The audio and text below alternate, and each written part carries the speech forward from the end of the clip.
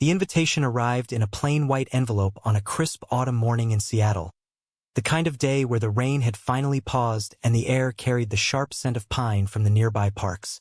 Thanksgiving dinner at 6 p.m., family only. The card read in his mother's neat handwriting, and Mason's name was nowhere to be found. Lucas stared at the words until they blurred, his thumb pressing so hard against the paper that it creased, the familiar sting rising in his throat like it always did. At 29, he had learned to expect this kind of exclusion, but it never stopped hurting, a quiet proof that in his parents' eyes, his love for a man meant he was no longer fully part of the family table. He slipped the card into his jacket pocket and stepped back into their apartment overlooking Puget Sound, where Mason was already at the stove flipping eggs with the easy rhythm that always grounded Lucas. "Morning, love. Coffee's poured," Mason said, turning with that warm smile that lit up his light hair and blue eyes, the one that had pulled Lucas out of so many dark moments over the past 4 years. Lucas managed a nod, kissing Mason's cheek before sitting at the counter, but the weight of the invitation sat between them like an uninvited guest. "It's happening again," he finally said, voice low. Mason set down the spatula, wiping his hands on a towel before pulling Lucas into a gentle hug. "You don't have to go alone, or at all. We've built something real here." The words were kind, but Lucas felt the old pull of guilt, the voice in his head whispering that maybe if he just tried harder, showed up solo like they wanted, things could change. That afternoon, while Mason headed to his job as a high school counselor, Lucas sat at his drafting table in the spare room they had turned into a studio. As an architect at a top Seattle firm, he spent his days designing homes for other families, warm, open spaces filled with light and possibility. Today, though, his sketches kept drifting toward something personal. A dream house with wide windows facing the water, a kitchen big enough for 2 men to cook side by side without apology, a living room where friends who truly accepted them could gather. He remembered the last family dinner he had attended alone 2 years ago, the awkward silence when his brother asked about his roommate, and his mother quickly changed the subject. The drive back to Seattle that night had been filled with tears he hid from Mason, the realization sinking in that his identity was the reason the door stayed closed. Lucas had come out at 22 in their conservative Texas hometown, the words spilling out over Sunday dinner after months of hiding. His father's face had gone rigid, the slam of the door still echoing in his memory. "We don't have a son choosing that lifestyle." His mother had cried but said nothing to stop it. The exile was swift. No more invitations unless he came alone. No holidays with a partner, just polite texts from his sister saying, "Dad thinks it's best this way." Moving to Seattle had been survival, nights on a friend's couch turning into community college classes in architecture, fueled by the need to prove he could build a life worth living. Meeting Mason at a young professionals mixer had changed everything. Mason, already established and open about his own journey from California, had listened without pity, sharing stories of his family's slow acceptance. "It takes time for some people," Mason had said on their first real date, fingers intertwined over coffee. "But you don't have to wait forever." Their relationship grew in quiet moments. Weekend hikes in the Cascades where they talked about everything from childhood dreams to fears of growing old alone. Evenings curled on the couch watching old movies with Mason's head on Lucas's shoulder. Lucas's career took off after his first major project, a sleek modern home that won local awards, and Mason's counseling work brought him joy in helping queer teens navigate their own identities. Yet the family-shaped hole remained. Lucas's sister, Emily, texted sporadically with photos of her kids, but never an open invite. "They're still adjusting," she would write, as if 4 years was not enough time. Lucas wondered if he was the problem, if his love for Mason somehow made him less worthy. The internal battle raged during sleepless nights, questions of self-worth clashing with the pride he felt in the man he had become. By evening, when Mason returned home carrying takeout from their favorite Thai place, Lucas had made a decision. "I want to start looking for land," he said over dinner, the words steady despite the nerves. "Our dream house, a place that's ours, no exclusions." Mason's eyes softened, reaching across the table to squeeze his hand. "Then let's do it. Together." The promise hung in the air, a spark of hope cutting through the day's pain. Little did Lucas know that this choice would one day circle back to the family that had pushed him away, revealing truths buried deeper than any blueprint. For now, though, in the warmth of their apartment, Lucas allowed himself to imagine a future where love built walls strong enough to withstand any rejection. The invitation still sat in his pocket, a reminder of what he had lost, but also fuel for what he would create. The weeks after Thanksgiving blurred into a routine of late nights at the firm and quiet evenings planning with Mason. Lucas had RSVP'd no to the family dinner, citing work, but the truth was simpler.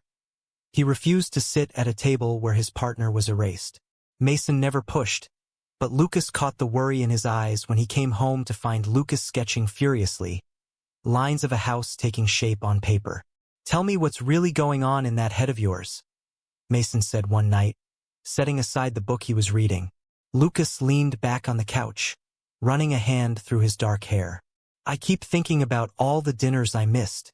Not just the food, but the belonging. What if I never get that back?" Mason pulled him close, his voice steady. "You have belonging here, with me, and we're going to build something even better." Their search for land began on weekends, driving out to plots on the outskirts of Seattle where the mountains met the sound. Lucas's eye for design made him particular. He wanted space for a garden Mason could tend, room for a studio where he could work from home someday. They found it on a crisp Saturday. 5 acres of wooded hillside with water views. The price right because the previous owner had let it go wild. "This could be it," Lucas whispered as they stood on the empty lot, wind tugging at their jackets. Mason nodded, wrapping an arm around his waist. "Our dream house starts here."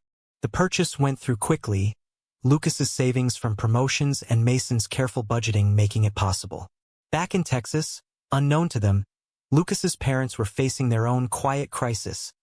The old family farmhouse needed repairs they couldn't afford, his father's retirement check stretching thinner each month.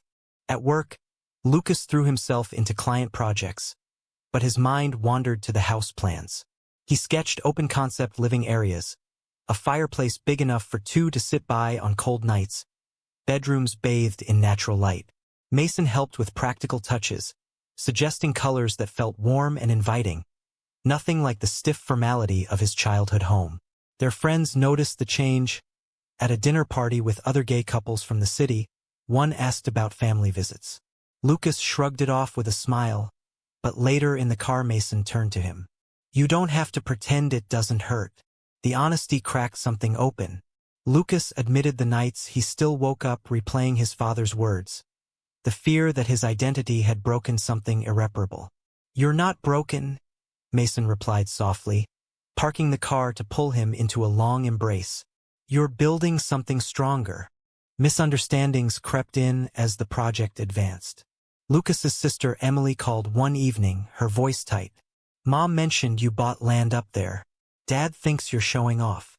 Lucas gripped the phone, hurt flashing hot. "Showing off? I'm just trying to live my life." Emily sighed, the betrayal in her hesitation clear. "He says if you'd just come home alone for Christmas." The call ended awkwardly, leaving Lucas pacing the apartment. Mason listened, offering no quick fixes, only presence. "Families like yours take time, but you can't keep chasing their approval at the cost of us." It was the closest they had come to tension, Lucas's internal crisis bubbling up. Was he selfish for choosing Mason over tradition? The next day he channeled it into the plans, adding a guest room for the day when maybe, just maybe, someone from his past might visit without conditions.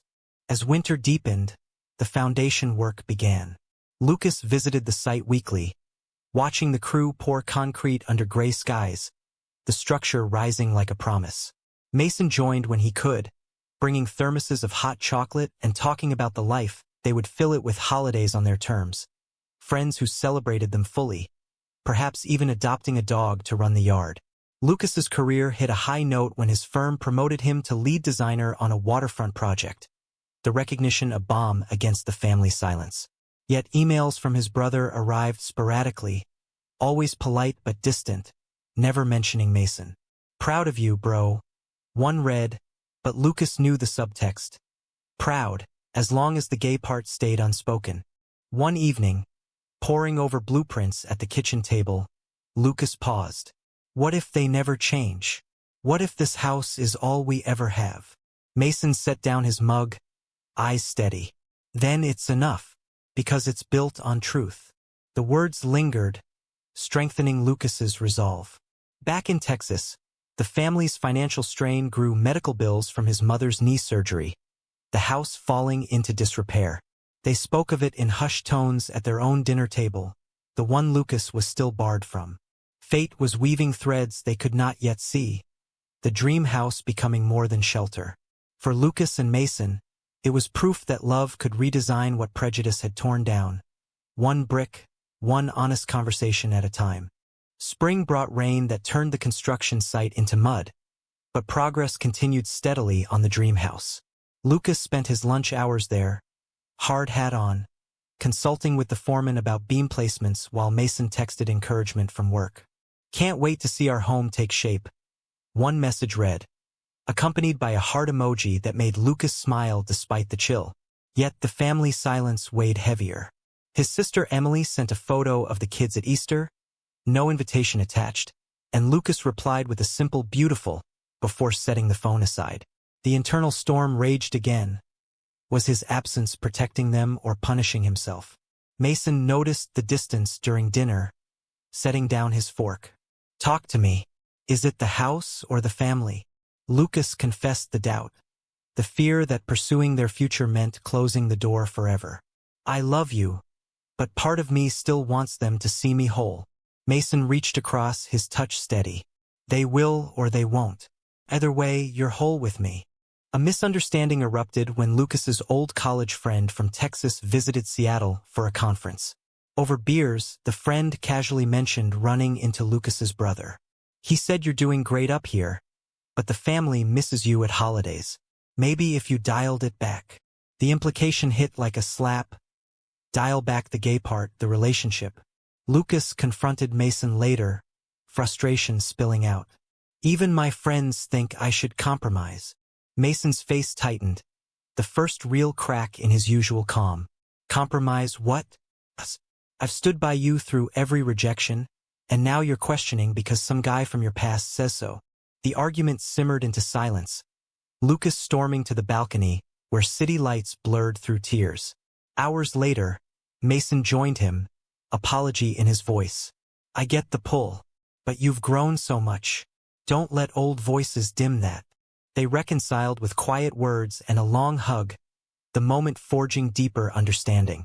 Construction hit a milestone with the framing complete, the skeleton of their future standing tall against the skyline.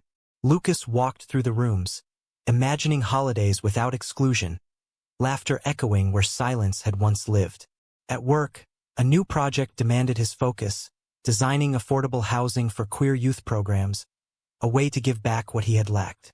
Mason's counseling caseload included a teen facing similar family rejection, and late-night talks about the boy mirrored Lucas's own past. You survived it, Mason said one night, and you're helping others do the same. The validation eased the crisis, Lucas realizing his identity was not a flaw but a strength shaping his path. Then the betrayal came from an unexpected place. Emily called late one evening, voice strained. Dad saw photos online of you and Mason at that awards dinner. He said you're flaunting it. Lucas froze, the words landing heavy. Flaunting? It's my life. Emily hesitated, then added. He thinks the house is your way of rubbing it in. The call ended with Lucas feeling exposed. The family he had protected now twisting his success into something ugly. Mason listened quietly, anger flashing briefly before support won out. This is their fear talking. You've done nothing wrong. But the hurt lingered, pushing Lucas into a week of quiet reflection. He questioned every choice of the move, the relationship, the house, wondering if love required such sacrifice. Amid the turmoil, the dream house offered anchor. They chose finishes together, warm wood floors, a kitchen island for shared meals, windows framing the view that symbolized freedom. Lucas's promotion brought a bonus they poured into upgrades, turning the project into a symbol of resilience. Friends threw a small site-warming party, toasting with sparkling cider under string lights. To the family you choose, one said, and Lucas felt the truth of it, Mason's hand in his. Back home, his parents' financial troubles escalated, the farmhouse roof leaked. Savings drained. They mentioned it vaguely in a group text, but no direct ask came. Lucas stared at the message, torn between old loyalty and new boundaries. Mason sensed it. Whatever you decide, I'm here.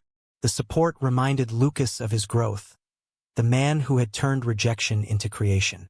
As summer approached, the house neared completion, drywall up and paint drying. Lucas stood on the unfinished porch one evening, Mason beside him, watching the sunset paint the water gold. "This is us," Mason said simply. The words healed cracks from the recent storms, Lucas nodding as the internal battle quieted. The dream house was no longer just walls. It was the life they had fought for, proof that prejudice could not erase what love built. Yet threads from Texas were tightening, secrets in the land they had chosen poised to unravel everything. The first coat of paint went on the dream house walls in soft grays and warm creams, transforming the space into something alive with possibility. Lucas walked through each room with Mason, measuring for furniture and dreaming aloud about lazy Sundays reading by the windows. "No more empty chairs at holidays," Lucas said, voice catching slightly. Mason smiled, pulling him close in the empty living room. "Only the ones we invite." The project had become therapy, each nail and beam a step away from the exclusion that once defined him. At work, Lucas mentored younger designers, sharing stories of perseverance that echoed his own journey from rejected son to respected professional. Mason's days at the high school were filled with guiding students through identity crises, their evening debriefs strengthening the bond between them. A small sacrifice tested them when Mason's workload spiked with end-of-year crises. Lucas took on extra site supervision alone, learning to trust the process without constant reassurance. One afternoon, while reviewing electrical plans, the crew uncovered an old metal box buried near the foundation, remnants from the previous owner, a great-uncle Lucas had never known. Inside were yellowed letters tied with string, addressed to a man named Thomas. Curious, Lucas read the first one by flashlight, heart pounding at the intimate words of love and hidden longing from decades ago. The writer, his grandfather's brother, had lived a double life, denied his truth by the same family values that rejected Lucas. "They forced him to hide," Lucas whispered to Mason that night, letters spread on the kitchen table. The discovery hit like a revelation, the land they had chosen carrying echoes of silenced lives. The betrayal from earlier resurfaced when Emily texted again, this time with urgency. "Dad's health is failing. The house needs fixing we can't afford." Lucas felt the old pull but shared the letters with Mason first. "This changes things. Our family hid someone just like me." Mason nodded, eyes serious. "Use it to heal, not to hurt." Lucas's internal conflict deepened. Sacrifice his peace to help, or stand firm in the boundaries he had earned. He wired money anonymously through a family friend, enough for immediate repairs, framing it as a distant relative's gift. The gesture brought quiet relief, but no thanks came directly, the exclusion persisting. Mason's frustration surfaced gently during a weekend hike. "You've given them so much without asking for anything. When do we get to just live?" Lucas paused on the trail, the forest quiet around them. "I thought love meant fixing what broke." The conversation turned to their future, Mason admitting his own fears of always playing second to Lucas's past. They talked late into the evening back home, tears and honesty forging new strength. "You're my family first," Lucas promised, the words a turning point. Construction wrapped on the exterior, landscaping beginning with native plants and a garden path Mason designed. Lucas hosted a small crew thank you barbecue on the deck, Mason grilling burgers while friends laughed under string lights. The moment felt like victory, Lucas reflecting on how far he had come from that slammed door in Texas. Yet the letters haunted him as stories of the uncle's quiet love, a partner lost to societal pressure, the family complicit in the erasure. "We won't repeat that," Mason said, reading one aloud. The truth fueled Lucas's resolve, turning pain into purpose as they furnished the house room by room. Summer peaked with the roof sealed and solar panels installed, the dream house gleaming under blue skies. Lucas's sister called unexpectedly, voice softer. The repairs helped. Dad's better. No apology, but a crack in the wall. Lucas shared nothing of the letters yet, protecting the revelation until the time was right. Mason supported every decision, their love deepening through the choices. The house stood as testament to growth, from crisis to clarity, Lucas emerging more certain of his worth. The family crisis in Texas simmered, their own dream home now a bridge to truths long buried, waiting for the moment everything would surface. Fall colors painted the Seattle hills as the dream house reached completion, furniture arriving in trucks and the final touches bringing warmth to every corner. Lucas and Mason hosted their first small gathering, close friends toasting in the kitchen, laughter filling the space that had once been only blueprints. "To the life we chose," Mason said, raising his glass, his arm around Lucas. The evening was perfect, yet Lucas's mind drifted to Texas, where his father's health updates came sparingly through Emily. The anonymous aide had bought time, but the farmhouse still struggled. Lucas wrestled with whether to reveal himself as the helper, the letters burning in his desk drawer like a secret demanding light. A high point came when Lucas's firm featured the dream house in a local magazine as an example of sustainable design. Photos showed the couple smiling on the porch, Mason's hand in Lucas's, the caption noting their partnership. The article reached Texas somehow, sparking a call from his mother. "We saw the pictures. It looks nice." Her voice wavered, the first hint of regret. Lucas kept it brief, mentioning nothing of the deeper story. Mason listened afterward, proud but cautious. "They're seeing you now, but real change takes more." The conversation led to Lucas's growth moment. He realized acceptance could not be earned through silence. It had to be demanded with truth. Tension peaked when his brother visited Seattle for business, stopping by unannounced. The tour of the house started polite, but comments turned pointed. "Nice setup for two guys. Mom worries you're lonely." Lucas felt the old shame rise, but Mason stepped in calmly. "He's not alone. He's home." The brother left awkwardly, the misunderstanding exposing lingering prejudice. Lucas spent the night processing with Mason, tears flowing as he confronted the pain of being reduced to that lifestyle. "You've sacrificed enough," Mason said, holding him. The support solidified Lucas's decision. No more hiding pieces of himself. Then the crisis escalated. Emily called in tears.